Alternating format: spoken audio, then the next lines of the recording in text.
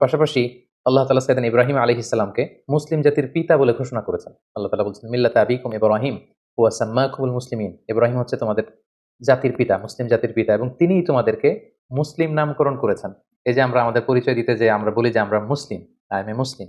এই ইসলাম শব্দটা, এই মুসলিম শব্দটাকে সাইয়েদনা ইব্রাহিম আলাইহিস সালাম নিজের জন্য চুজ করেছেন এবং তিনিই তোমাদেরকে মুসলিম নামকরণ করেছেন। পাশাপাশি আল্লাহ তাআলা বলছেন যে ইব্রাহিম আলাইহিস সালাম তিনি মুশরিক ছিলেন না, তিনি ইহুদি ছিলেন না, তিনি খ্রিস্টান ছিলেন না, বরং তিনি একনিষ্ঠ মুসলিম ছিলেন। মা কানা ইব্রাহিমু ইয়াহুদিয়্যাও ওয়ালা নাসরানিয়্যাও ওয়ালাকিন কানা হানিফাম মুসলিমা ওয়া মা কানা মিনাল মুশরিকিন। আল্লাহ তাআলা বলছেন ইব্রাহিম আলাইহিস সালাম তিনি ইহুদি ছিলেন না, খ্রিস্টান ছিলেন না, মুশরিক ছিলেন না, তিনি ছিলেন একনিষ্ঠ মুসলমান। সাইয়েদনা ইব্রাহিম আলাইহিস সালামকে আল্লাহ তাআলা অনেকগুলো পরীক্ষায় তিনি ফেলেছিলেন। তার পুরো জীবনটা ছিল পরীক্ষা দ্বারা পরিপূর্ণ। অনেক স্ট্রাগল করে অনেক পরীক্ষায় উত্তীর্ণ হয়ে তিনি এই সম্মানের আসনে আসীন হয়েছেন। আল্লাহ তাআলা ইরশাদ করছেন, ওয়া ইয ইবতালা ইব্রাহিমা রাব্বুহু বিকালিমাতিন ফাআতাম্মাহুন ক্বালা ইন্নী জাইলুকা লিন-নাসি ইমামা। অর্থাৎ আল্লাহ তাআলা সাইয়েদনা ইব্রাহিম আলাইহিস সালামকে অনেকগুলো পরীক্ষা করেছিলেন, আর প্রতিটি পরীক্ষায়, প্রতিটি পদক্ষেপে তিনি সফলতার সাথে উত্তীর্ণ হয়েছেন। প্রতিটি পরীক্ষায় তিনি আল্লাহ তাআলাকে সন্তুষ্ট করতে সক্ষম হয়েছিলেন। সুবহানাল্লাহি ওয়া বিহামদিহি। এবং খুশি হয়ে আল্লাহ তাআলা বললেন যে, ইন্নী জাইলুকা লিন-নাসি ইমামা। হে Ibrahim, I am gonna make you the leader for the entire human being. আমি গোটা বিশ্বের মানবকুলের জন্য তোমাকে ইমাম বানাবো, লিডার বানাবো। You will be the leader for the entire human being. গোটা বিশ্ববাসীর জন্য আমি তোমাকে নেতা বানাবো। এবং তিনি ইব্রাহিম আলাইহিস সালামের উপর এত খুশি হয়েছিলেন যে সাইয়েদনা ইব্রাহিম আলাইহিস সালামকে আল্লাহ তাআলা খলিলুল্লাহ উপাধিতে তিনি ভূষিত করেছেন। আল্লাহ তাআলা ইরশাদ করছেন, ওয়াত্তাখাযাল্লাহু ইব্রাহিমা খলিলা।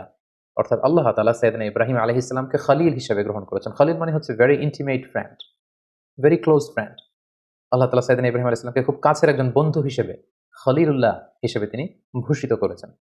পাশাপাশি আমাদের আল কুরআন আল কারীমে তিনি সাইয়েদনা ইব্রাহিম আলাইহিস সালামের নামে একটি স্বতন্ত্র সূরাই ডেডিকেট করেছেন। কালামুল্লাহ মাজিদের ১৪তম সূরা হচ্ছে সূরাতুল ইব্রাহিম। এখানেই শেষ নয়।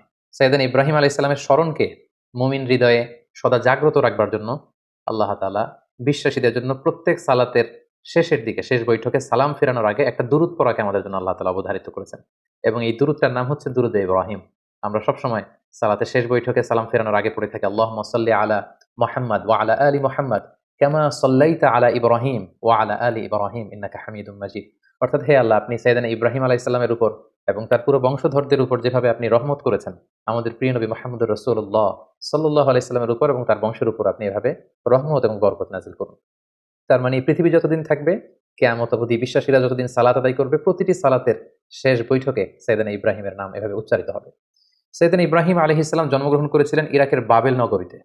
আমরা জানি যে ইরাকের একটি খুব প্রাচীন শহর আছে যেটাকে বাবেল শহর বলা হয়, এবং আমরা ব্যাবিলনের শূন্য উদ্যানের নাম শুনেছি, the hanging garden of Babylon. এই ব্যাবিলনকেই আরবিতে বাবেল বলা হয়। সাইয়েদনা ইব্রাহিম আলাইহিস সালাম ইরাকের বাবেল শহরে তিনি জন্মগ্রহণ করেন, এবং সেই শহরের তৎকালীন রাজা বা সম্রাটের নাম ছিল নমরুদ। আমরা সবাই বিশ্বাসীরা, মুসলিমরা কম বেশি সাইয়েদনা ইব্রাহিম আলাইহিস সালাম এবং নমরুদের ঘটনা জানি। এবং সেখানে যেই সভ্যতাটা গড়ে উঠেছিল সেটাকে বলা হয় কালিডীয় সভ্যতা, এবং সেখানে সবাই মূর্তির পূজা করত। আমরা সাইয়েদনা ইব্রাহিম আলাইহিস সালামের শৈশবকালের দিকে যদি একটু খেয়াল করি তাহলে দেখব যে উনি আগাগোড়া একটা শিরকি এনভায়রনমেন্টের মধ্য থেকে বড় হয়েছেন, আগাগোড়া শিরকি পরিবেশ, এবং সেখান থেকে তিনি খুঁজতে মহাসত্যের সন্ধান পেয়েছেন। আল্লাহ তাআলা সন্ধান তিনি বের করে নিয়ে এসেছেন অ্যানালজির মাধ্যমে, সেলফ কনভারসেশনের মাধ্যমে, নিজের সাথে বোঝাপড়ার মধ্য দিয়ে। নিজের সাথেও কিন্তু নিজের একটা কথা বলা, কনভারসেশন করা, বোঝাপড়ার ব্যাপার আছে, এবং সেই বোঝাপড়াটা তিনি করতে আল্লাহ তাআলার সন্ধান তিনি পেয়েছেন। তিনি ছোটবেলা দেখেছেন কেউ চাঁদের পূজা করে, কেউ সূর্যের পূজা করে, কেউ অগ্নি উপাসক আগুনের পূজা করে, কেউ মূর্তির পূজা করে। এগুলোর কোনোটাতেই তিনি কনভিন্স হচ্ছিলেন না, বরং তার যে ইন্টেলেক্ট, তার যে মেধা, মননশীলতা, সৃজনশীলতা, তার যে রিজনিং করার যে ক্ষমতা, অ্যানালজির যে ক্ষমতা, এটাকে কাজে লাগিয়ে তিনি ধাপে মহাসত্যের সন্ধান তিনি লাভ করেছিলেন। আল্লাহ তাআলা বলছেন, ওয়ালাকাদ আতাইনা ইব্রাহিমা রুশদাহু মিন ক্বাবল ওয়া কুননা বিহি আলিমিন। আমি ইব্রাহিমকে রুশদ দিয়েছি। রুশদ মানে জাজ করার ক্ষমতা, to differentiate between right and wrong, কোনটা সত্য কোনটা মিথ্যা এটা বুঝবার ক্ষমতা, বিবেক খাটানোর ক্ষমতা আমি আমার ইব্রাহিমকে দিয়েছি, এবং আমি দেখেছি যে ইব্রাহিম এটাকে কাজে লাগিয়েছে। কিভাবে সাইয়েদনা ইব্রাহিম আলাইহিস সালাম আগাগোড়া একটা শিরকি পরিবেশের মধ্যে থেকে একটা পৌত্তলিক সমাজে বসবাস করে, যেখানে ওনার পিতা, ওনার বন্ধু-বান্ধব, ওনার আত্মীয়স্বজন, ওনার এলাকার প্রতিটি লোক যেখানে মূর্তির পূজা করছে, সেখানে থেকে তিনি কিভাবে তাওহীদের সন্ধান পেলেন, কিভাবে তিনি আল্লাহ তাআলার সন্ধান পেলেন, শুধু আমরা এ পর্যায়ে সেটা জানবার চেষ্টা করব।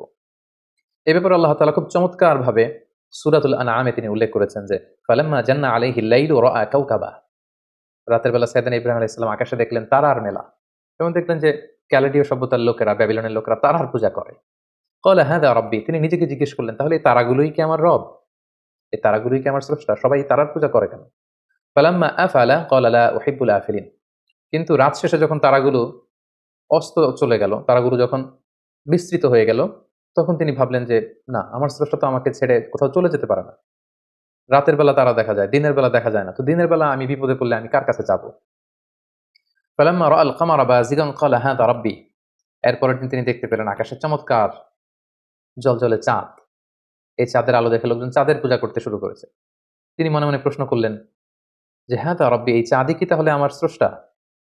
নিজের সাথে নিজের প্রশ্ন। নিজেকে জিজ্ঞেস করছেন, তাহলে কি চাঁদই আমার রব? ফালাম্মা আফালা ক্বালা লাইন লাম ইয়াহদিনি রাব্বী লাআকুনান্না মিনাল কওমিদ দাল্লিন। এরপর চাঁদও যখন রাত শেষে নিজের অস্তিত্ব হারালো, এটাকে আর দেখা যায় না। তিনি বললেন যে, না, আমার আসল রব যিনি, তিনি যদি আমাকে পথ না দেখান, আমি তো পথ হারিয়ে ফেলব। ফালাম্মা রাআ আশ-শামসা বাযিগাতান ক্বালা হাযা রাব্বী হাযা আকবার। এরপরের দিন সকালবেলা পূব আকাশে তিনি দেখতে পেলেন যে জ্বলজ্বলে গগন বিদারী এক সূর্য। ভর দুপুরে এই সূর্যের আলোতে প্রখর তাপে গোটা বিশ্ব আলোকিত। এবং এই সূর্যের দিকে তাকিয়ে তিনি খেয়াল করলেন যে সবাই এই সূর্যের পূজা করে।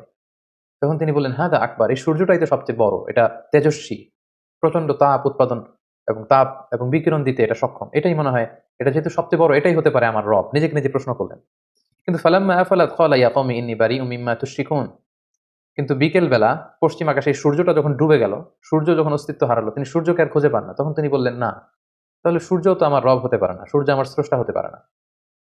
তখন তিনি বললেন যে, না, এই চাঁদ আমার রব নয়, এই তারাগুলো আমার রব নয়, এই সূর্য আমার রব নয়, বরং নিশ্চয়ই এমন একজন মহাস্রষ্টা থাকবে, এমন একজন চিফ কন্ট্রোলার থাকবেন, যিনি চাঁদ, সূর্য, তারা, এই মহাবিশ্বকে তিনি কন্ট্রোল করছেন। তাকে হয়তো আমি দেখছি না, কিন্তু একজন না একজনকে থাকতেই হবে যিনি সবকিছুকে নিয়ন্ত্রণ করছেন। তখন তিনি বললেন যে, সেই মহান নিয়ন্ত্রকের দিকে আমি আমার ডাইরেকশনকে ঘুরালাম। ইন্নী ওয়াজ্জাহাতু ওয়াজহিয়া লিল্লাযী ফাতারাস সামাওয়াতি ওয়াল আরদা হানিফা ওয়া মা আনা মিনাল মুশরিকিন। তিনি তখন বলিষ্ঠ কণ্ঠে, দ্ব্যর্থহীন কণ্ঠে ঘোষণা করলেন যে, আমি আমার চেহারাকে, আমার ডাইরেকশনকে ওই মহাসত্তার দিকে ফেরালাম, যদিও আমি দেখছি না, কিন্তু আমার মন বলছে, আমার হৃদয় বলছে, একজন মহা সত্য, একজন মহান স্রষ্টা, একজন মহান নিয়ন্ত্রণকারী এই মহাবিশ্বের একজন থাকবেন, যিনি সবকিছুকে নিয়ন্ত্রণ করেন। আমি তার দিকে ফিরলাম এবং তিনিই হচ্ছেন আমার রব। সুবহানাল্লাহি বিহামদি। সম্মানিত সুধী, দেখুন কিভাবে অ্যানালজির মাধ্যমে, রিজনিং এর মাধ্যমে, নিজের সাথে নিজের বোঝাপড়ার মধ্য দিয়ে সাইয়েদনা ইব্রাহিম আলাইহিস সালাম আল্লাহ তাআলার সন্ধান তিনি পেয়ে গেলেন। সাইয়েদনা ইব্রাহিম আলাইহিস সালাম যখন আল্লাহ তাআলার সন্ধান পেয়ে গেলেন, তখন আল্লাহ তাআলা সরাসরি ইব্রাহিম আলাইহিস সালামকে প্রত্যাদেশ করলেন, ওহী করলেন এবং তার বাণী বাহক হিসেবে পৃথিবীতে সাইন করলেন। আল্লাহ তাআলা ইরশাদ করছেন, ইয ক্বালা লাহু রাব্বুহু আসলিম ক্বালা আসলামতু লিরাব্বিল আলামিন। আল্লাহ তাআলা বললেন, হে ইব্রাহিম, অনেক চেষ্টা অনুসন্ধানের মধ্য দিয়ে যেহেতু তুমি আমার সন্ধান পেয়েছো, আমি তোমাকে সারেন্ডার করার অর্ডার করছি। আসলিম, সারেন্ডার করো। সাইয়েদনা ইব্রাহিম আলাইহিস সালাম কোনো টু শব্দ না করে, কোনো আওয়াজ না করে তিনি বললেন, আসলামতু লিরাব্বিল আলামিন। আমি মহাবিশ্বের সৃষ্টিকর্তা আল্লাহ তাআলার কাছে আত্মসমর্পণ করলাম। আমার নিজের কোনো ইচ্ছা আর চলবে না। আমার আল্লাহ তাআলা আমাকে যেখানে পথ দেখান, যেটা অর্ডার করেন, যেটাই তিনি দিক নির্দেশনা দেন, আমি সেটাই করব। আমি কমপ্লিটলি সারেন্ডার করলাম। যখন আল্লাহ তাআলার কাছে সাইয়েদনা ইব্রাহিম আলাইহিস সালাম সারেন্ডার করলেন, আল্লাহ তাআলা সাইয়েদনা জিবরিল আলাইহিস সালামের মাধ্যমে ওহী পাঠাতে লাগলেন। আল্লাহ তাআলা সর্বপ্রথম সাইয়েদনা ইব্রাহিম আলাইহিস সালামকে বললেন, তুমি যেহেতু তাওহীদের সন্ধান পেয়েছো, মহাসত্যের সন্ধান পেয়েছো, আমি আল্লাহ তাআলাকে তুমি খুঁজে পেয়েছো, এই তথ্য তুমি সমাজের মধ্যে ছড়িয়ে দাও। আল্লাহ তাআলা সাইয়েদনা ইব্রাহিম আলাইহিস সালামকে বললেন, যাও, তুমি সর্বপ্রথম তোমার পিতাকে দাওয়াত দেওয়ার মধ্য দিয়ে এই তাওহীদের বাণী ছড়িয়ে দাও। সাইয়েদনা ইব্রাহিম, যেহেতু পরিবার থেকেই দাওয়াতি কাজে শুরু করতে হয়, এজন্য সাইয়েদনা ইব্রাহিম আলাইহিস সালাম ওনার পিতার কাছে গেলেন। কালামুল্লাহ মাজিদে আল্লাহ তাআলা চমৎকারভাবে বলছেন, ওয়া ইয ক্বালা ইব্রাহিমু লিআবিহি আযরা আতাত্তাখিযু আসনামান আলিহা ইন্নী আরাকা ওয়া কওমাকা ফি দালালিম মুবিন। তার বাবাকে যেয়ে বললেন, বাবা, আপনি কেন এই মূর্তির পূজা করেন? নিজ হাতে ইব্রাহিম আলাইহিস সালামের পিতা আযর চমৎকার মূর্তি বানাতে পারতেন, স্কাল্পচার বানাতে পারতেন, স্ট্যাচু বানাতে পারতেন। তিনি বললেন, বাবা, আপনি নিজ হাতেই মূর্তিগুলোর প্যাটার্ন দিচ্ছেন, শেপ দিচ্ছেন। আপনি যেটার স্রষ্টা, সেটাকে আবার আপনি স্রষ্টা বলে তার সামনে সেজদায় লুটিয়ে পড়ছেন। কেন এটা করছেন? আপনি এবং আমার জাতিগোষ্ঠীর সবাই খুব ভুল করছে বলে আমি মনে করছি। সুস্পষ্ট ভুলের মধ্যে আছেন। সেদিন ইব্রাহিম আলাইহিস সালাম খুব কোমল ভাষায়, আমরা জানি যে দাওয়াতের ভাষা হতে হয় খুবই সফট, খুবই জেন্টল, খুবই পোলাইট। সেদিন ইব্রাহিম আলাইহিস সালাম খুবই ভদ্রতা এবং শ্রদ্ধার সাথে তিনি তার পিতাকে সম্বোধন করে বললেন, হে আমার পরম শ্রদ্ধেয় পিতা, হে আমার বাবা। ইয ক্বালা লিআবিহি ইয়া আবাতি লিমা তা'বুদু মা লা ইয়াসমা'ু ওয়া লা ইউবসিরু ওয়া লা ইউগনি আনকা শাইআ। হে বাবা, কেন এই মূর্তিগুলোর পূজা করেন যেটা চোখে দেখে না, যেটা কানে শোনে না, যে মূর্তিগুলো আপনাদের ভালো মন্দ কিছুই করতে পারে না।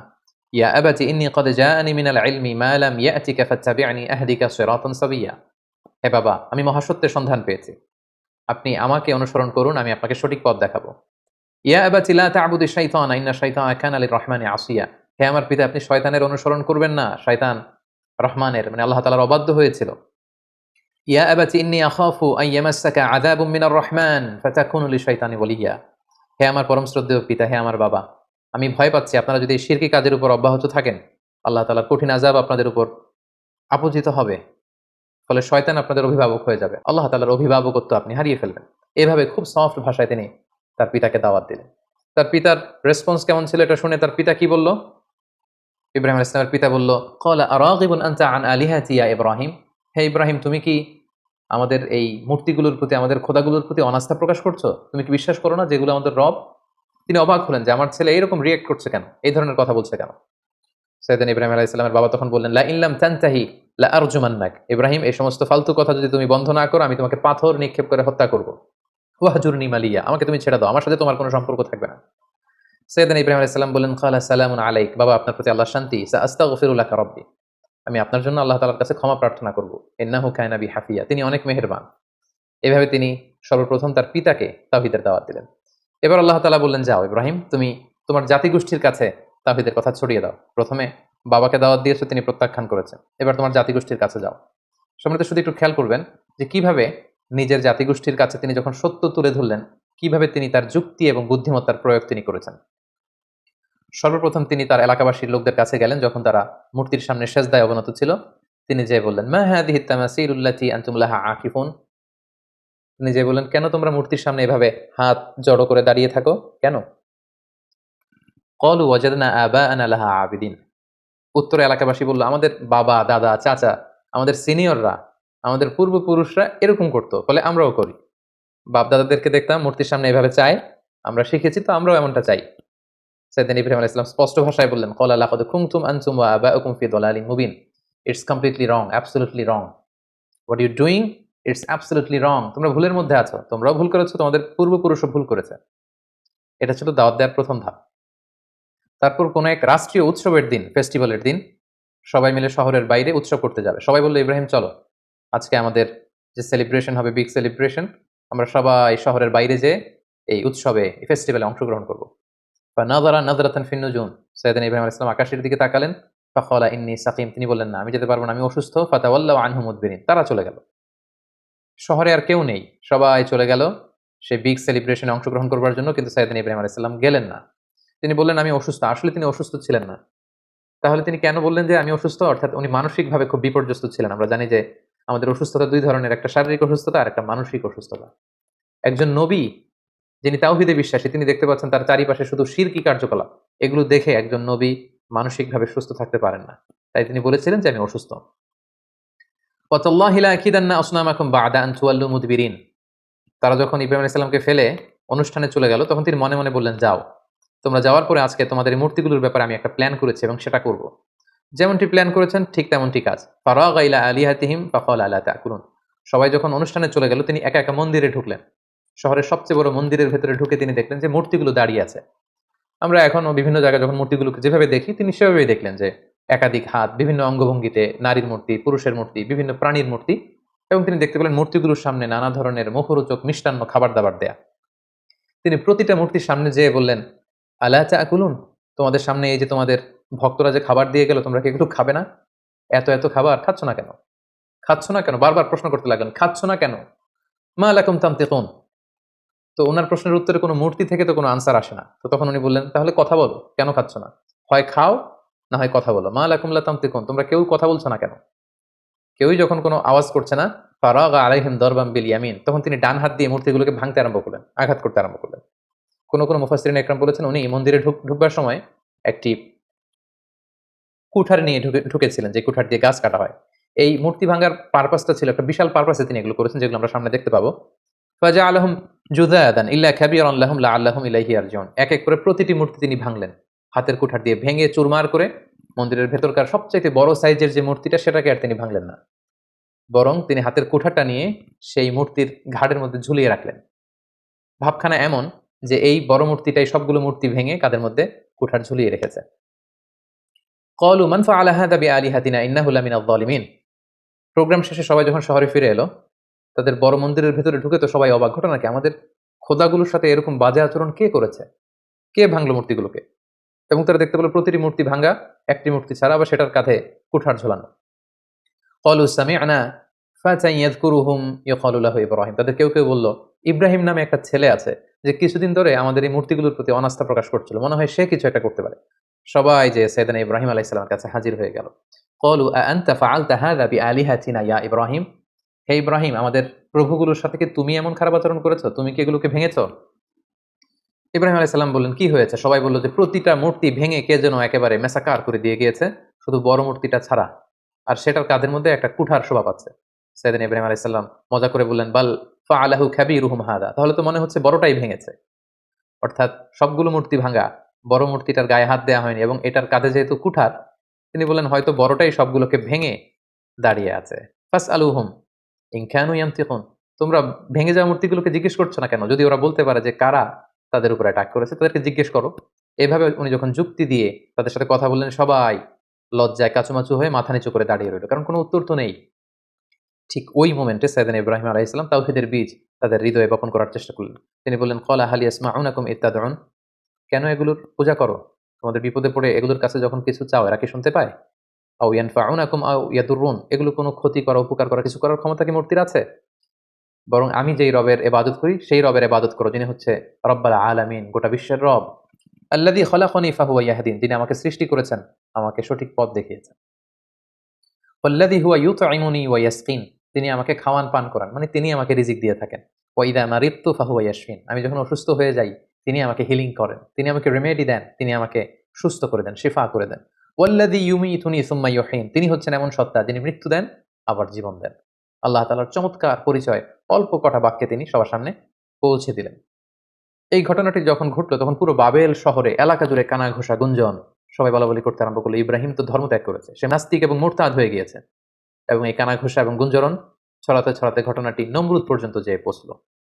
এবং সেই বাবেল নগরীর শাসক, যিনি গোটা বিশ্বকে কন্ট্রোল করতেন, নিয়ন্ত্রণ করতেন, নমরুদ, তার রাজপ্রাসাদে আল্লাহর খালিল সাইয়েদনা ইব্রাহিম আলাইহিস সালামকে ডেকে পাঠালেন। তিনি জিজ্ঞেস করলেন, ইব্রাহিম, তুমি নাকি আলাদা এক রবের ইবাদত করো, কে তোমার রব? সাইয়েদনা ইব্রাহিম আলাইহিস সালাম বললেন, রব্বি আল্লাযী ইউহয়ী ওয়া ইউমীত। আমার রব হচ্ছেন তিনি, যিনি জীবন দেন আবার মৃত্যু দেন। ক্বালা আনা উহয়ী ওয়া উমীত। নমরুদ বলল, তাই তোমার রব জীবন দেয় এবং মৃত্যু দেয়? আমিও তো জীবন দেই এবং মৃত্যু দেই। সাইয়েদনা ইব্রাহিম আলাইহিস সালাম বললেন, কিভাবে তুমি জীবন দাও মৃত্যু দাও, দেখাও তো। নমরুদ তখন জেলখানা থেকে দুজন ফাঁসির দণ্ডপ্রাপ্ত আসামিকে ডেকে নিয়ে আসলেন এবং তিনি একজনকে সাথে সাথে মৃত্যুদণ্ড কার্যকর করে দিলেন, বললেন একে মৃত্যু দাও, সাথে সাথে তাকে মৃত্যুদণ্ড দেওয়া হলো। আরেকজনকে মৃত্যুদণ্ড দিতে যেয়ে তিনি বললেন, থেমে যাও, তাকে ছেড়ে দাও, তাকে ছেড়ে দেওয়া হলো, বাঁচিয়ে দেওয়া হলো। নমরুদ বলল, ইব্রাহিম, এই তো দেখো, দুজনের প্রথম জনকে আমি মৃত্যু দিলাম, দ্বিতীয় জনকে আমি জীবন দিলাম। তুমি বলেছো তোমার রব জীবন দেয় এবং মৃত্যু দেয়, আমিও তো জীবন দেই এবং মৃত্যু দেই। সাইয়েদনা ইব্রাহিম আলাইহিস সালাম তখন বললেন, ফাইনাল্লাহা ইয়াতি বিশ-শামসি মিনাল মাশরিকি ফাতি বিহা মিনাল মাগরিব ফাবুহিতাল্লাযী কাফার। সাইয়েদনা ইব্রাহিম আলাইহিস সালাম বললেন, তাই তুমিও জীবন দাও, তুমিও মৃত্যু দাও? তাহলে শোনো হে নমরুদ, আমার রব প্রতিদিন সকালবেলা পূর্ব দিক থেকে সূর্য উঠান, পশ্চিম দিকে সেটাকে অস্ত যাওয়ান। তুমি যদি সত্যিকার অর্থে রব হয়ে থাকো, তাহলে সকালবেলার সূর্যটা তুমি পূর্ব দিক থেকে না উঠিয়ে পশ্চিম দিক থেকে উঠাও।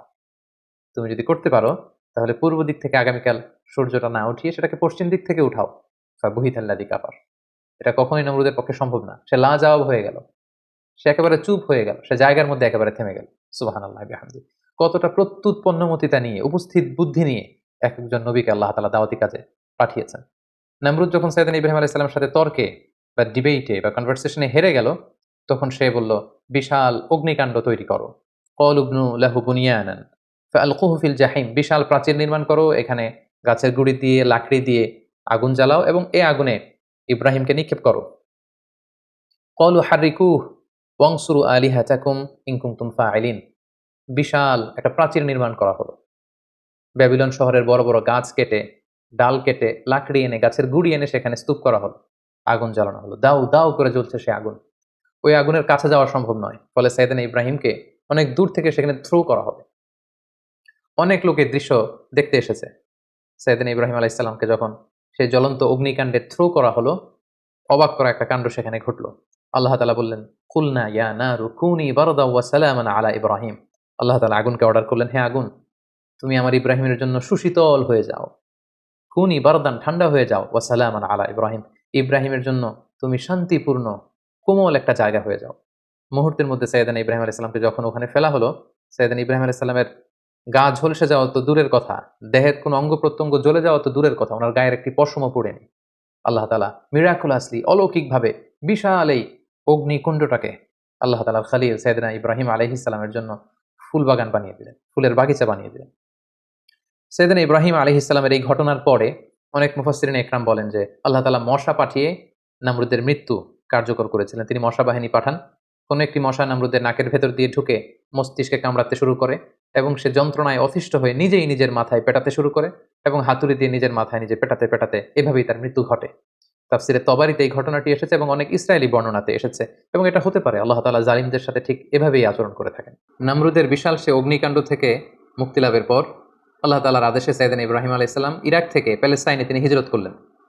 ওনার সাথে ছিল ওনার স্ত্রী সারা এবং ওনার ভাতিজা লূত আলাইহিস সালাম, এবং তিনি সিরিয়ার কানাআন এলাকাতে থাকতে শুরু করলেন। বর্তমানে সেই এলাকাটিকে আল খালিল, মাদিনাতুল খালিল বা হেব্রন শহর নামে এলাকাটি পরিচিত। আল্লাহ তাআলা বলছেন ফাআমানা লাহু লূত, পুরো বাবেলের জাতিগোষ্ঠীর মধ্যে শুধু লূত ওনার ভাতিজা তিনিই কেবল ঈমান এনেছিলেন সাইয়েদনা ইব্রাহিম আলাইহিস সালামের উপর।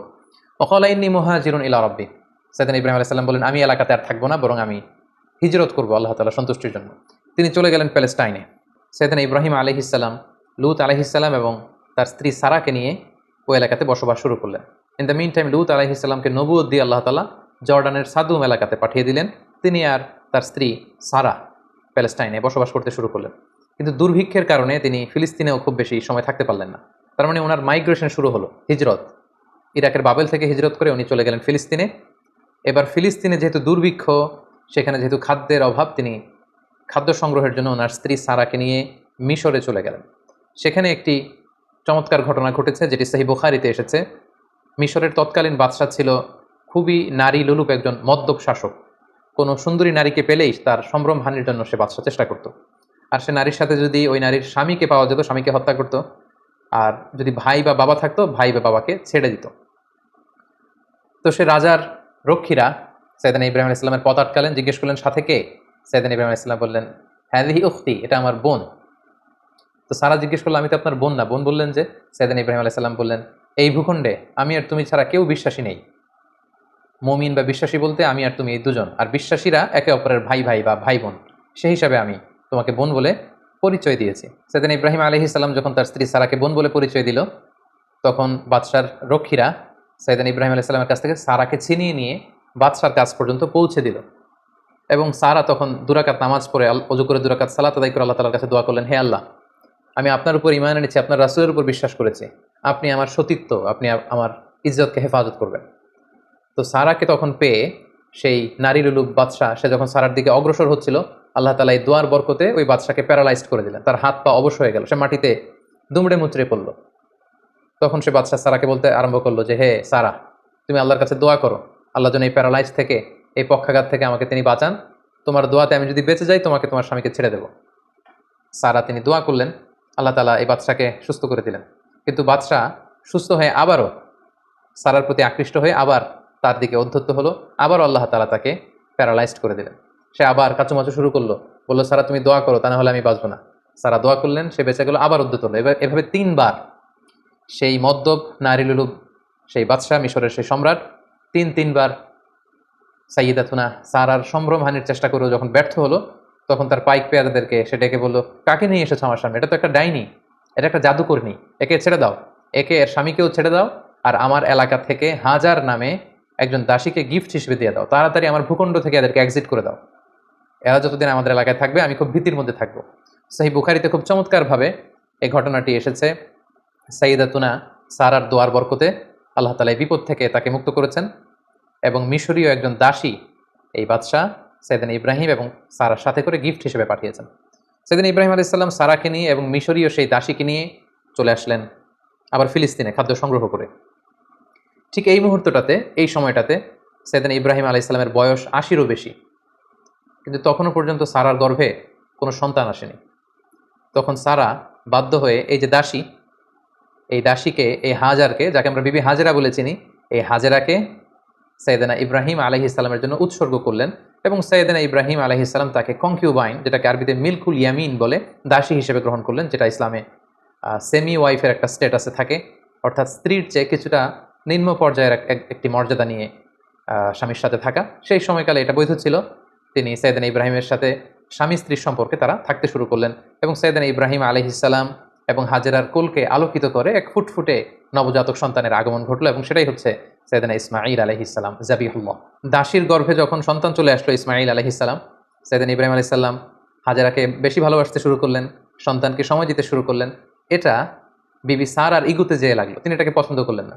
তিনি সাইয়েদনা ইব্রাহিম আলাইহিস সালামকে বললেন, আপনি আপনার সন্তান এবং এই হাজেরাকে দূরে কোথায় রেখে আসুন, আমাদের সাথে এরা থাকতে পারবে না। এবং আল্লাহ তাআলাও একই আদেশ করলেন। সাইয়েদনা ইব্রাহিমের আলাইহিস সালামের উপর যে বড় বড় কয়েকটি পরীক্ষা ছিল, এটি ছিল অন্যতম একটি পরীক্ষা। কারণ সাইয়েদনা ইসমাঈল আলাইহিস সালাম যখন জন্মগ্রহণ করেন, তখন সাইয়েদনা ইব্রাহিম আলাইহিস সালামের বয়স ছিল ৮৬ বছর। ৮৬ বছর বয়সে যখন একজন বাবা নতুন ফুটফুটে নবজাতক সন্তানকে দেখতে পান, ঠিক ওই মুহূর্তটাতে নিজের সন্তানকে আল্লাহ তাআলা বললেন যে আপনি মরুভূমিতে রেখে আসুন, হাজেরাকে এবং ইসমাইলকে মরুভূমিতে রেখে আসুন। এটা আসলেই অত্যন্ত বড় ধরনের একটি পরীক্ষা ছিল সাইয়েদনা ইব্রাহিম আলাইহিস সালামের জীবনে। এবং সাইয়েদনা ইব্রাহিম আলাইহিস সালাম তাই করলেন। আল্লাহ তাআলা লোকেশন ঠিক করে দিলেন যে ফিলিস্তিন থেকে প্রায় ১২০০ কিলোমিটার দূরে মক্কার মরুভূমিতে তাদেরকে রেখে আসতে হবে। বিশাল আবার এক লম্বা সফরের জন্য তিনি রওনা হলেন। সাইয়েদনা ইব্রাহিম আলাইহিস সালাম হাজেরাকে নিয়ে, দুধের শিশু ইসমাইল আলাইহিস সালামকে নিয়ে মক্কার মরুজমিনে তিনি রেখে আসলেন। হাজেরা এই সিদ্ধান্ত দেখে তিনি অবাক হলেন। দুধের বাচ্চা এবং হাজেরাকে সামান্য কিছু খেজুর আর একটা মশকে কিছু পানি দিয়ে তিনি মরুভূমিতে মক্কার মাঝখানে রেখে চলে আসছেন। বিবি হাজেরা পেছন থেকে ডাকতে শুরু করলেন, হে ইব্রাহিম। কিন্তু সাইয়েদনা ইব্রাহিম আলাইহিস সালাম কোনো কথা বলছেন না। বিবি হাজেরা বারবার ডাকলেন এবং এক পর্যায়ে বললেন যে, ইব্রাহিম, অন্তত এতটুকু বলে যান যে আপনি যে এই মরুভূমিতে আমাদেরকে সামান্য খেজুর আর পানি দিয়ে আপনার দুধের শিশুকে আর আমাকে রেখে চলে যাচ্ছেন, এটা কি আপনার ইচ্ছায় নাকি আল্লাহ তাআলার ইচ্ছায়? সাইয়েদনা ইব্রাহিম আলাইহিস সালাম বললেন, এটা আল্লাহ তাআলার ইচ্ছায়। হাজেরা তখন বললেন, ইদান লা ইউদাইয়ুনা, তাহলে আল্লাহ তাআলা কখনো এখানে আমাদেরকে মরতে দেবেন না। তিনি এখানে আমাদেরকে টিকিয়ে রাখবেন, তিনি আমাদেরকে বাঁচিয়ে রাখবেন, তিনি আমাদেরকে ধ্বংস হতে দেবেন না। সাইয়েদনা ইব্রাহিম আলাইহিস সালাম ইসমাইল আলাইহিস সালামকে এবং হাজেরাকে সেই তপ্ত মরুর বুকে রেখে যখন ফিরে আসছিলেন আবার ফিলিস্তিনে, তিনি আল্লাহ তাআলার কাছে দোয়া করলেন, রব্বানা ইন্নী আসকানতু মিন যুররিয়্যাতি বিওয়াদিন গায়রি যি যার'ইন ইনদা বাইতিকাল মুহাররম। হে আল্লাহ, আপনার পবিত্র ঘরের পাশে এ ব্যারেন অ্যান্ড আনফার্টাইল ল্যান্ড, একটা অনুর্বর এলাকাতে যেখানে গাছ নেই, পানি নেই, মানুষ নেই, জনমানব শূন্য একটা এলাকাতে আমার কলিজার টুকরা সন্তান ইসমাইলকে আর হাজেরাকে আমি রেখে গেলাম। রব্বানা লিয়ুকিমুস সালাতা ফাজআল আফইদাতাম মিনান নাসি তাহবি ইলাইহিম। হে আল্লাহ, তারা যেন সালাত কায়েমকারী হয় এবং গোটা বিশ্বের মানুষ যেন তাদের প্রতি ঝুঁকে পড়ে। ওয়ারযুকহুম মিনাস সামারাতি লাআল্লাহুম ইয়াশকুরুন, আর তাদেরকে আপনি ফলমূল দিয়ে রিজিকের ব্যবস্থা করে দেবেন। তিনি দোয়া করলেন, আবার দোয়া করলেন, রব্বি জাআল হাযা বালাদান আমিনা। হে আল্লাহ, এই ভূখণ্ডটাকে, এই শহরটাকে আপনি একটা নিরাপত্তার শহর হিসেবে কবুল করুন। ওয়ারযুক আহলাহু মিনাস সামারাত, এবং এই এলাকাবাসীকে আপনি ফলমূল দিয়ে রিজিকের ব্যবস্থা করুন। মান আমানা মিনহুম বিল্লাহি ওয়াল ইয়াউমিল আখির, এখানে যারা বিশ্বাসী হবে তাদের রিজিকের দায়িত্বটা হে আল্লাহ আপনি নিয়ে নেন।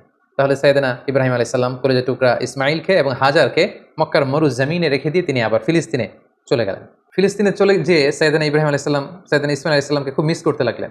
কারণ আগে আমরা বলেছি ৮৬ বছর বয়সে সন্তানকে পেয়েছেন, সন্তানকে খুব বেশি তিনি মিস করছেন।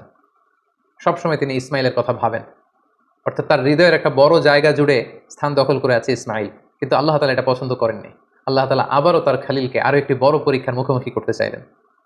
তিনি চাইলেন যে ইব্রাহিম যেন তার হৃদয়ে শুধু আমি আল্লাহকে স্থান দেয়, আমি আল্লাহর চেয়ে বড় করে আরও বেশি ভালোবাসার জায়গায় যেন ইব্রাহিম আর কাউকে না বসায়। সেজন্য আল্লাহ তাআলা সাইয়েদনা ইব্রাহিম আলাইহিস সালামকে স্বপ্নে দেখালেন যে তুমি ইসমাইলকে কুরবানি করো, ইসমাইলকে তুমি আমার সন্তুষ্টির জন্য স্যাক্রিফাইস করো। আরও একটি বড় পরীক্ষার সম্মুখীন হলেন আল্লাহ তাআলার খালিল সাইয়েদনা ইব্রাহিম আলাইহিস সালাম। তিনি ফিলিস্তিন থেকে আবার মক্কায় ফিরে গেলেন। সেখানে যে তিনি সাইয়েদনা ইসমাঈল আলাইহিস সালামকে কিভাবে স্যাক্রিফাইস করার জন্য উদ্ধত হয়েছিলেন, এটা আমরা সাইয়েদনা ইসমাঈল আলাইহিস সালামের জীবনীতে ইনশাআল্লাহ শুনব। সেই পরীক্ষাতেও তিনি উত্তীর্ণ হলেন। উত্তীর্ণ হয়ে আবার তিনি ব্যাক টু প্যালেস্টাইন, তিনি প্যালেস্টাইনে ফিরে আসলেন। তো আল্লাহ তাআলা সাইয়েদনা ইব্রাহিম আলাইহিস সালামের উপর এত খুশি হলেন যে কলিজার টুকরা সন্তান ইসমাইলকে এত ভালোবাসতো ইব্রাহিম, একমাত্র আমার সন্তুষ্টির জন্য সেই ইসমাইলকে তার গলায় ছুরি লাগাতে ইব্রাহিম এতটুকু দ্বিধা করেনি। সেজন্য সাইয়েদনা ইব্রাহিম আলাইহিস সালামের উপর খুশি হয়ে তিনি আরও একটি সন্তান তিনি দান করলেন, সাইয়েদনা ইব্রাহিম আলাইহিস সালামের দ্বিতীয় সন্তান, যেটা এসেছিল সারার গর্ভে। তিনি যখন ফিলিস্তিনে ফিরে আসলেন, আল্লাহ তাআলা ফেরেশতা পাঠিয়ে তৃতীয় সন্তান অর্থাৎ সাইয়েদনা ইসহাক আলাইহিস সালামের আগমনের সংবাদ তিনি ইব্রাহিম আলাইহিস সালামকে জানিয়ে দিলেন। তখন সাইয়েদনা ইব্রাহিম আলাইহিস সালামের বয়স ছিল ১০০ এবং সারার বয়স ছিল ৯০।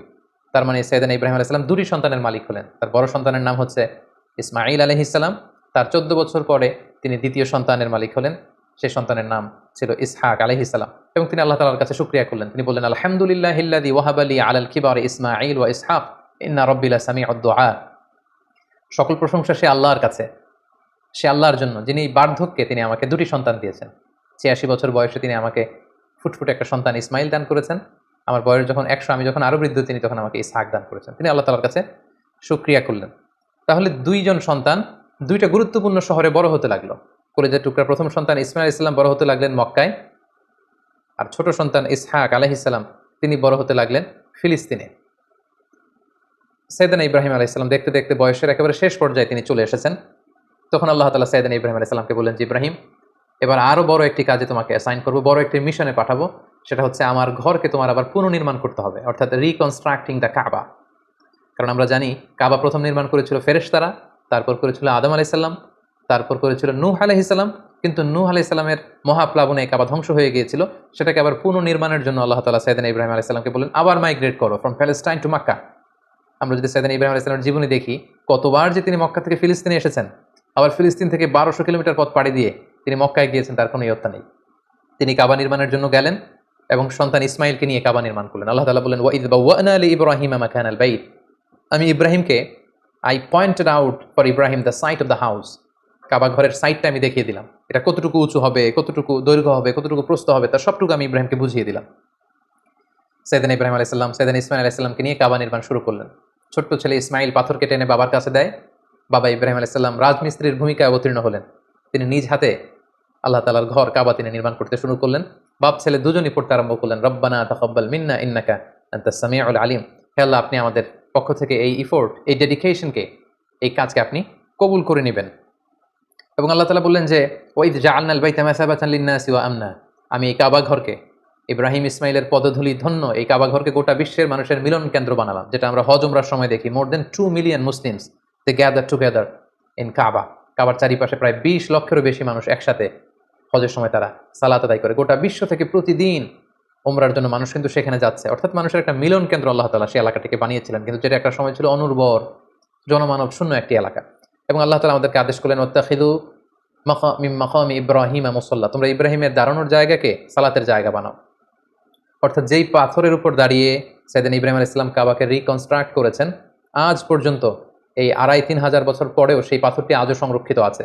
আপনারা হজ উমরা যারা করেছেন তারা দেখেছেন সেই পাথরটির চারদিকে সেটা সংরক্ষিত আছে। সাইয়েদনা ইব্রাহিম আলাইহিস সালামের ফুটপ্রিন্ট সেখানে আছে, পায়ের ছাপ আছে, এবং সেটাকে সামনে রেখে টু দ্য ডাইরেকশন অফ কাবা সালাত পড়াকে আল্লাহ তাআলা আমাদের জন্য অবধারিত করেছেন, তিনি আমাদেরকে আদেশ করেছেন।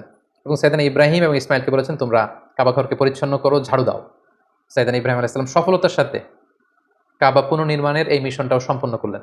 সম্পন্ন করে তিনি কায়মনোবাক্যে আল্লাহ তাআলার কাছে একটা দোয়া করেছিলেন, ঐতিহাসিক দোয়া। তিনি বলেছিলেন, রব্বানা ওয়াবআস ফীহিম রাসূলান। হে আল্লাহ, এই মক্কায় আপনি একজন রাসূল পাঠাবেন, ইয়াতলু আলাইহিম আয়াতিক, যে আপনার আয়াত তেলাওয়াত করবে, ওয়া ইউআল্লিমুহুমুল কিতাবা ওয়াল হিকমা, এবং এই এলাকাবাসীদেরকে তিনি আপনার কিতাব শিক্ষা দিবে, সুন্নাহ শিক্ষা দিবে, ওয়া ইউযাক্কিহিম, তাদেরকে পরিচ্ছন্ন করবে, ইন্নাকা আনতাল আজিজুল হাকিম, আপনি মহাপরাক্রমশালী, আপনি প্রজ্ঞাময়। এই দোয়ার বদৌলতেই বেসিক্যালি আল্লাহ তাআলা তিনি বলেছেন, আল্লাহ এমন রসুল দেন এই এলাকা থেকে যে কিতাব শোনাবে, কিতাব শিখাবে, যে সুন্নাহ শিখাবে, আপনার আয়াত তেলাওয়াত করবে, মানুষকে তাজকিয়াতুন নাফস করবে। এই দোয়ার বদৌলতেই কিন্তু আল্লাহ তাআলা আখিরি জামানার পয়গম্বর বিশ্বনবী মুহাম্মদ রাসূলুল্লাহ সাল্লাল্লাহু আলাইহি সাল্লামকে এই বরকতপূর্ণ দোয়ার বদৌলতে, এই দোয়ার প্রায় 2500 বছর পরে মক্কায় শেষ নবীর আগমন ঘটে। এবং আল্লাহ রাসূল সাল্লাল্লাহু আলাইহি ওয়াসাল্লাম তিনি বলতেন, আনা দাওয়াতু আবি ইব্রাহিম, আমি হচ্ছে আমার বাবা ইব্রাহিমের দোয়ার ফসল। ওনার দোয়ার বদৌলতেই আল্লাহ তাআলা আমাকে এই পৃথিবীতে শেষ নবী করে পাঠিয়েছেন। একেবারে শেষ পর্যায়ে আল্লাহ তাআলা ইব্রাহিমকে বললেন যে, ইব্রাহিম, তুমি মক্কা ছেড়ে যাওয়ার আগে মক্কাতে একটি ঘোষণা দাও, ঐতিহাসিক ঘোষণা, বিগ অ্যানাউন্সমেন্ট। সেটা কিসের ঘোষণা? সেটা হচ্ছে হজের ঘোষণা। কিভাবে হজ শুরু হলো, তুমি হজের ঘোষণা দাও। সাইয়েদনা ইব্রাহিম আলাইহিস সালাম বললেন, আল্লাহ, এখানে কোনো মানুষ নেই, কোনো জনপদ নেই, কেউ নেই, আমি কার কাছে হজের ঘোষণা দেব? আল্লাহ তাআলা বললেন, তুমি শুধু ঘোষণাটা দাও, গোটা বিশ্বের মানুষের কানে এই ঘোষণা পৌঁছে দেওয়ার দায়িত্ব আমি আল্লাহ নিজে নিয়ে নিলাম। সুবহানাল্লাহি ওয়া বিহামদিহি। আল্লাহ তাআলা বলছেন, ওয়াআযযিন ফিন নাস বিল হজ ইয়াতুকা রিজালা ওয়া আলা কুল্লি দামিরি ইয়াতিনা মিন কুল্লি ফাজ্জিন আমিক। ইব্রাহিম, তুমি ঘোষণা দাও, তোমার এই ঘোষণার বদৌলতে দেখবে আগামী বছর থেকে গোটা বিশ্ব থেকে মানুষ আসতে শুরু করবে। এবং সাইয়েদনা ইব্রাহিম আলাইহিস সালাম সাফা পাহাড়ের উপরে উঠলেন, কোনো বর্ণনায় জাবালে আবু কুবাইসের উপরে উঠলেন, উঠে ঘোষণা দিলেন, আইয়ুহান নাস ইন্না রাব্বাকুম ক্বাদ ইত্তাখাযা বাইতান ফাহাজ্জু। হে গোটা বিশ্বের মানুষ, আল্লাহ তাআলা একটি পবিত্র ঘর নির্মাণ করেছেন আমার মাধ্যমে, তোমরা এই ঘরে হজ পালনের জন্য আসো। তাফসিরে এসেছে যে এই ঘোষণাটা আল্লাহ তাআলা গোটা বিশ্বের সবার কানে তখন পৌঁছে দিয়েছেন। এমনকি আমরা যখন তখন ছিলাম না এই পৃথিবীতে, আমরা রুহের জগতে ছিলাম, আমাদের কাছে আল্লাহ তাআলা এই আহ্বানটি পৌঁছিয়েছিলেন এবং রুহের জগতে আমাদের মধ্যে থেকে যারা লাব্বাইক লাব্বাইক বলে এটার আনসার আমরা করার সুযোগ পেয়েছি, তাদেরকে আল্লাহ তাআলা এই পৃথিবীতে কাবা জিয়ারতের এবং হজ পালনের সুযোগ দান করে থাকবেন। তাহলে আল্লাহর ঘর নির্মাণ করে হজের ঘোষণা দিয়ে সাইয়েদনা ইব্রাহিম আলাইহিস সালাম একেবারে প্যালেস্টাইনে চলে আসলেন এবং একদিন আল্লাহ তাআলাকে তিনি শখ করে বললেন, আল্লাহ, আপনি তো মৃতকে জীবিত করতে পারেন, আমার বড্ড জানতে ইচ্ছে করে যে আপনি কিভাবে এটা করেন। ইয ক্বালা ইব্রাহিম রব্বি আরিনি কাইফা তুহয়িল মাউতা, হে আল্লাহ, আপনি মৃতকে কিভাবে জীবিত করেন। আল্লাহ তাআলা বললেন, আওয়ালাম তুমিন, ইব্রাহিম, তোমার কি বিশ্বাস হয় না যে আমি মৃতকে জীবিত করতে পারি? সাইয়েদনা ইব্রাহিম আলাইহিস সালাম বললেন, ক্বালা বালা ওয়ালাকিন লিয়াতমাইন্না কলবি। সাইয়েদনা ইব্রাহিম আলাইহিস সালাম বললেন, হ্যাঁ, অবশ্যই বিশ্বাস করি, কিন্তু আমার হৃদয়টা প্রশান্ত হবে। শুনে এসেছি আপনি মৃতকে জীবিত করেন, কিন্তু কিভাবে করেন? আমি যদি চাক্ষুষ সরাসরি লাইভ যদি দেখতে পারি যে আপনি কিভাবে মৃতকে জীবিত করেন, আমি বড্ড আনন্দ পাবো। আল্লাহ তাআলা বললেন, তাই? আচ্ছা, ঠিক আছে, তুমি তো আমার খালিল, তোমার এই আবেদনকে আমি নাকচ করবো না, আমি ফিরিয়ে দেব না। ক্বালা ফাখুয আরবাআতাম মিনাত তায়র ফাসুরহুন্না ইলাইকা সুম্মা জাআল আলা কুল্লি জাবালিন মিনহুন্না জুজআন সুম্মা দুউহুন্না ইয়াতিনাকা সাইয়া। আল্লাহ বলেন, ঠিক আছে, তাহলে 4টা পাখি নাও, পাখি 4টাকে জবাই করে টুকরা টুকরা করো, পাখির গোশতগুলোকে ওই যে দূরে পাহাড় দেখা যায়, পাহাড়ের বিভিন্ন জায়গায় ছড়িয়ে দিয়ে আসো, ছড়িয়ে দিয়ে পাহাড়ের এপাশে এসে এখান থেকে পাখিগুলোকে ডাক দাও। আল্লাহ তাআলা বললেন, ইয়াতিনাকা সাইয়া, তুমি ডাক দেওয়ার সাথে সাথে ওই কর্তৃত পাখির গোশতের টুকরাগুলো অটোমেটিক্যালি একটার সাথে আরেকটা লেগে তোমার কাছে জীবিত হয়ে ফিরে আসবে। সেদিন ইব্রাহিম আলাইহিস সালাম তাই করলেন, 4টি পাখি জবাই করলেন, গোশতগুলো টুকরো টুকরো করে কাটলেন, টুকরোগুলো পাহাড়ের পেছনে ছিটিয়ে দিয়ে এপাশে আসলেন, আল্লাহ নামে পাখিগুলোকে তিনি আবার ডাক দিলেন, কিন্তু ডাক দিতে দেরি, মুহূর্তের মধ্যে সেই কর্তৃত অংশগুলো জোড়া লেগে আবার উড়ে উড়ে দৌড়ে দৌড়ে সাইয়েদনা ইব্রাহিম আলাইহিস সালামের কাছে পাখিগুলো ফিরে আসতে আর দেরি হয়নি। সুবহানাল্লাহি বিহামদি। এভাবে আল্লাহ তাআলার সাথে একটা চমৎকার সম্পর্কের মধ্য দিয়ে, সফরময় একটি জীবনের মধ্য দিয়ে একের পর এক অগ্নি পরীক্ষা দিয়ে দিয়ে সাইয়েদনা ইব্রাহিম আলাইহিস সালাম এই পৃথিবীতে তিনি আল্লাহ তাআলার সন্তুষ্টি অর্জন করেছেন। সাইয়েদনা ইব্রাহিম আলাইহিস সালামের শেষ জীবনটা কাটে ফিলিস্তিনে এবং ফিলিস্তিনের মদিনাতুল খলিল হেব্রন শহরে তিনি ইন্তেকাল করেন এবং সেখানেই সাইয়েদনা ইব্রাহিম আলাইহিস সালামকে কবর দেয়া হয়েছে এবং এখনো পর্যন্ত সেটাকে মদিনাতুল খলিল বা খলিল সিটি হিসেবে পরিচিত এবং এখনো সাইয়েদনা ইব্রাহিম আলাইহিস সালামের কবরটি চিহ্নিত রয়েছে। মুসলিমদের কাছেও এটি পবিত্র জায়গা, বিশেষ করে ইসরায়েলের যে ইহুদিরা, তাদের কাছেও এই জায়গাটি অত্যন্ত পবিত্র। সম্মানিত সুধী, আমরা এই পর্যায়ে সাইয়েদনা ইব্রাহিম আলাইহিস সালামের বর্ণাঢ্য জীবনী থেকে কিছু লাইফ লেসন বের করে নিয়ে আসবার চেষ্টা করব। সাইয়েদনা ইব্রাহিম আলাইহিস সালামের জীবনী থেকে আমরা যে কয়টি লাইফ লেসন পাই, তার প্রথমটি হচ্ছে, সাইয়েদনা ইব্রাহিম আলাইহিস সালাম কিন্তু আমাদের মতো করে জন্মসূত্রে ইসলাম পাননি। ইসলামকে পেতে আল্লাহ তাআলার পরিচয় খুঁজে বের করতে ওনার অনেক কষ্ট করতে হয়েছে, পুরো সমাজের বিরুদ্ধে ওনার দাঁড়াতে হয়েছে, পুরো সমাজের বিরুদ্ধে জেহাদ ঘোষণা করতে হয়েছে এবং ওনার রেশনাল, ওনার যুক্তি, এগুলোর আলোকে ডিবেট করে করে তিনি তাওহীদের বাণী কিন্তু প্রচার করেছেন। আমরা যেমনি বাই বর্ন মুসলিম, আমরা জন্মগ্রহণের পরে আমাদের কানে আজান দেওয়া হয়, আমাদের জন্য আকিকা দেওয়া হয়, ইসলামিক নাম রাখা হয়, আমাদেরকে কোরআন শেখানো হয়, আমাদেরকে মসজিদে নিয়ে যাওয়া হয়। সাইয়েদনা ইব্রাহিম আলাইহিস সালাম এটার কোনোটাই পাননি। আগাগোড়া শিরকি পরিবেশে জন্ম নিয়েও গোটা সমাজের বিরুদ্ধে একা দাঁড়িয়ে তিনি তাওহীদের বাণী প্রচার করেছেন। এজন্য উনি একা হলেও আল্লাহ তাআলা ওনাকে একটা জাতির সাথে তুলনা করেছেন, ওনাকে আল্লাহ তাআলা নাম দিয়েছেন উম্মাহ, তিনি একাই একটা জাতি। দ্বিতীয় যে লাইফ লেসনটি আমরা পাই সেটি হচ্ছে শিরকের বিরুদ্ধে শক্ত অবস্থান। আমরা জানি যে আল্লাহ তাআলা ইরশাদ করছেন, ইন্নাল্লাহা লা ইয়াগফিরু আন ইউশরাকা বিহি ওয়া ইয়াগফিরু মা দুনা যালিকা লিমান ইয়াশা। আল্লাহ তাআলা সব গুনাহ ক্ষমা করলেও শিরকের গুনাহ কিন্তু তিনি ক্ষমা করবেন না। তাই সম্মানিত দিনী ভাই এবং বোনেরা, আমাদেরকে শিরকের ব্যাপারে খুব সাবধান থাকতে হবে। আল্লাহ রাসূল সাল্লাল্লাহু আলাইহি ওয়াসাল্লাম বলেছেন, পিঁপড়া যেমনি গুটি গুটি পায়ে হাঁটতে থাকে, টের পাওয়া যায় না, তেমনি শিরকও গুটি গুটি পায়ে এমনভাবে আমাদের দেহের ভেতরে ঢুকে আমাদের ঈমানকে ড্যামেজ করে দিবে, আমাদের চিন্তা চেতনায় ঢুকে এমনভাবে আমাদের ঈমানকে নষ্ট করে দিবে, আমরা টেরও পাবো না। তাই শিরকের বিরুদ্ধে সবসময় আমাদেরকে হার্ড লাইনে থাকতে হবে। কিছু কিছু ব্যাপারে সফট লাইনে থেকে কাজ করা যায়, কিন্তু শিরকের ব্যাপারে কখনো সফট লাইনে কাজ করা যায় না। এই জন্য সাইয়েদনা ইব্রাহিম আলাইহিস সালামের জীবনী থেকে এটাও আমরা দেখতে পাই যে শিরকের বিরুদ্ধে তিনি হার্ড লাইনে ছিলেন। ওনার পিতাকে সরাসরি বলেছেন যে আপনি ভুল করছেন আমার শ্রদ্ধেয় পিতা। এলাকাবাসীদেরকে তিনি বুঝিয়েছেন যে তোমরা কার কাছে যাচ্ছ, যেটা দেখতে পায় না, যেটা শুনতে পায় না, যেটা ভালো মন্দ কিছু করতে পারে না, তাদের কাছে কেন তোমরা চাচ্ছ? এভাবে তিনি শিরকের বিরুদ্ধে লড়াই করেছেন। 3 নাম্বার যে শিক্ষাটি আমরা পাই সেটা হচ্ছে, ওনার ফ্যামিলিটা ছিল খুব বরকতের একটা family, A family of faith. আপনি যদি খেয়াল করেন যে কেমন বাবা, কেমন স্ত্রী, কেমন সন্তান। সাইয়েদনা ইব্রাহিম আলাইহিস সালামকে যখন আল্লাহ বললেন আসলিম, ক্বালা আসলামতু লিরাব্বিল আলামিন, আল্লাহ বললেন সারেন্ডার করো, কথা ছাড়া ইব্রাহিম আলাইহিস সালাম বললেন সারেন্ডার করলাম। মানে আল্লাহর ইচ্ছার উপরে, আল্লাহর অর্ডারের উপরে কোনো কথা নেই। আমরা যদি হাজারের দিকে তাকাই তাহলে দেখব মরুভূমিতে কেউ নেই, মানুষ নেই, পানি নেই, এরকম একটা মরুভূমিতে সাইয়েদনা ইব্রাহিম আলাইহিস সালাম রেখে আসলেন।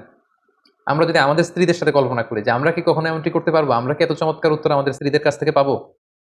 সাইয়েদনা ইব্রাহিম আলাইহিস সালামের তিনি যখন বললেন যে আল্লাহর আদেশে তোমাদেরকে রেখে যাচ্ছি, তিনি একটি কথা বললেন, ইযান লা ইউদাইয়ুনা, তাহলে আমাদের কোনো ভয় নেই। ঈমানের কত পাওয়ার, কত মজবুত ছিল তাদের ঈমান। কত চমৎকার ছিল তার স্টেটমেন্ট যে আল্লাহ যদি আদেশ করে থাকে আল্লাহ আমাদের দেখভাল করবেন, আমার ভয় নেই। ছোট্ট ছেলে ইসমাইলের দিকে যদি আমরা তাকাই, ইব্রাহিম আলাইহিস সালাম যখন বললেন যে বাবা আমি স্বপ্নে দেখছি যে আমি তোমাকে স্যাক্রিফাইস করছি, এটা আল্লাহর আদেশ, কি বলো তুমি? ছোট্ট ছেলে ইসমাইল বললেন, ইফআল মা তুমার, বাবা আপনি যেমনটি আদিষ্ট হয়েছেন তেমনটি করুন, আমার কোনো কথা নেই, আল্লাহ যেমনটা চায় আমার চাওয়া ঠিক তেমন। তাহলে বাবা হিসেবে কতটা তিনি অনুগত ছিলেন আল্লাহ তাআলার, মা হিসেবে বা স্ত্রী হিসেবে তার ইমানের মজবুতি আমরা দেখতে পেলাম। ছোট্ট সন্তান ইসমাইলের কত চমৎকার উত্তর। তার মানে পুরো ফ্যামিলিটা ছিল ফ্যামিলি অফ ফেইথ। আমরা যেন এরকম একটা ফ্যামিলি গঠন করতে পারি, এই চেষ্টাটুকু আমাদের করতে হবে। এবং দাওয়াতি কাজ করার সবচেয়ে উর্বর জায়গা কিন্তু ফ্যামিলি।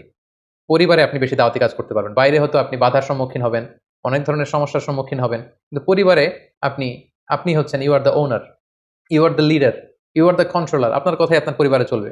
সো ৪ দেয়ালের এই আবদ্ধ জায়গায়, আপনার ঘরে, আপনার ড্রয়িং রুমে, আপনার বেডরুমে, আপনার এই ছোট্ট স্পেসটিতে কিন্তু আপনি আল্লাহ তাআলার সব বিধানগুলো পালন করতে পারবেন। তাই পরিবার হচ্ছে দাওয়াতি কাজের সবচাইতে উর্বর জায়গা। ৪ নাম্বার যে শিক্ষাটুকু পাই সেটা হচ্ছে আমাদেরকে কম্পিটেন্ট সাকসেসর রেখে যেতে হবে। আমাদের ভালো কাজের ধারাবাহিকতার জন্য এমন উত্তরাধিকার, এমন সন্তান আমাদেরকে গড়তে হবে যাতে করে আমি যে ভালো কাজ করলাম এটার ধারাবাহিকতা আমার সন্তানদের মাধ্যমে অব্যাহত থাকে। যেটা আমরা দেখেছি সাইয়েদনা ইব্রাহিম আলাইহিস সালাম তাওহীদের আলো বিলিয়েছেন। উনার পরেই এই কাজের ধারাবাহিকতা থমকে যায়নি। বরং উনার ছেলে ইসমাইল আলাইহিস সালাম মক্কায় সে কাজ করেছেন, ছোট ছেলে ইসহাক করেছেন প্যালেস্টাইনে। সর্বশেষে যে শিক্ষাটি আমরা পাই সেটি হচ্ছে আমাদের